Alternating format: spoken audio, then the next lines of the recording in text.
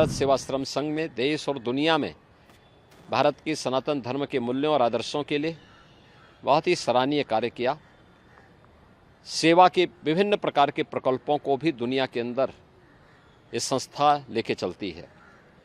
लेकिन जैसा इंडी गठबंधन है, कांग्रेस और उसके सहयोगी दल टीएमसी हो, समाजवादी पार्टी हो या आरजेडी हो या आम आदमी पार्टी हो, जैसे इनकी प्रवृत्ति है, इन लोगों की पूरी राजनीति हिंदू विरोध पर आधारित है। सनातन धर्म का विरोध करना, भारत के मूल्यों और आदर्शों का विरोध करना, तो स्वाभाविक रूप से जो इनकी नींव है उसके अनुरूप ही ये कार्रवाई और ये कदम और इस प्रकार के बयान टीएमसी जैसे राजनीतिक दल ले रहे हैं। ये इनकी हार की बौखलाहट को प्रदर्शित करता है। और मुझे लगता है जिस स्वामी विवेकानंद जी ने कभी कहा था, गर्व से कहो हम हिंदू हैं, जिस रामकृष्ण मिशन ने आध्यात्मिक और सांस्कृतिक जागरण के बृहद अभियान के साथ ही देश के अंदर बहुत अच्छे सेवा के प्रकल्पों को आगे बढ़ाया, या भारत सेवाश्रम संघ ने अपने आध्यात्मिक और सांस्कृतिक अभियान के साथ ही सेवा के जिन प्रकल्पों को आगे बढ़ाया है, करोड़ों भारतीय उनसे जुड़े हुए हैं। और मुझे लगता है कि कांग्रेस और इंडी गठबंधन को, टीएमसी जैसे दलों को ये लोग मुंहतोड़ जवाब देंगे। उनके श्रद्धालुजन, उनके भक्तगण, उनके अनुयायीगण इनको मुंहतोड़ जवाब देंगे। ये तो एकदम जैसे रावण के समय में लोग ऋषि मुनियों को धमकी देते थे, उसी प्रकार की स्थिति इनके द्वारा पैदा करने का प्रयास हो रहा है।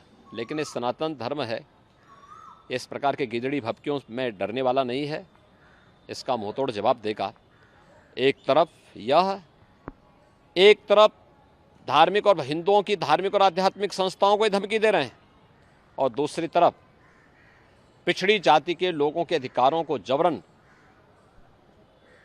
बंदर बांट करने का काम टीएमसी सरकार ने वेस्ट बंगाल के अंदर सन 2010 में 118 मुस्लिम जातियों को ओबीसी में शामिल करके ओबीसी के आरक्षण पर एक प्रकार की सेंधमारी की थी।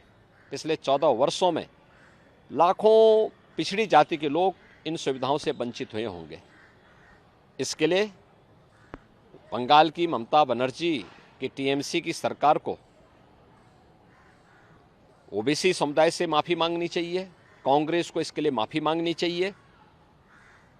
जिन युवाओं के और जिन नागरिकों के अधिकार इन्होंने लेकर के जबरन या कृत्य किया है, वह किसी भी स्थिति में वह स्वीकार्य योग्य नहीं है। दूसरा, यह बाबा साहब भीमराव अंबेडकर की भावना के विपरीत है। वे भारत के संविधान के शिल्पी हैं, और बाबा साहब भीमराव अंबेडकर ने कहा था कि धर्म के आधार पर आरक्षण नहीं हो सकता। ये धर्म के आधार पर आरक्षण देकर के पुनः भारत के विभाजन की आधारशिला तय करने की एक षड्यंत्र का हिस्सा है।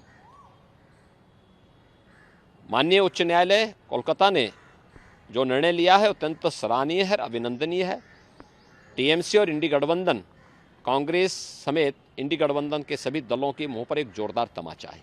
महाराज जी, क्या लगता है कि पश्चिम बंगाल की सरकार सनातन आस्था के प्रति संवेदनशील नहीं है, जानबूझ के रवैया अपना रही? क्योंकि अभी एक हफ्ते पहले वहाँ पे जलपाईगुड़ी में रामकृष्ण मिशन के आश्रम पे हमला हुआ, इसके पहले देखो ये कांग्रेस या उनके सहयोगी जो भी दल हैं, उत्तर प्रदेश में समाजवादी पार्टी, बिहार में आरजेडी, बंगाल में टीएमसी या अन्य जितने भी ऐसे दल हैं, इनकी पूरी राजनीति हिंदू विरोध पर आधारित है।